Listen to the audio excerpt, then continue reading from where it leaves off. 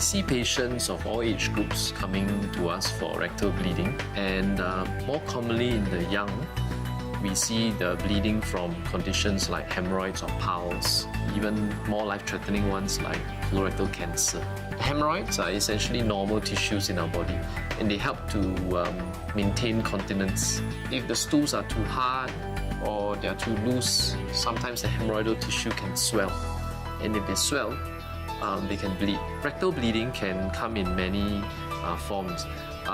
It can be bleeding that you can obviously notice when one goes to the toilet. So it can be in the form of stains on the paper when one wipes, or if the amount is large enough, patients can actually see the entire bowl stained with blood. But then there's the other type of bleeding that is not readily obvious, and this is what we call occult bleeding. Because if the quantity of blood is very small or the bleeding is very slow, it can mix with the stools before coming out, and hence the patient doesn't notice the blood at all.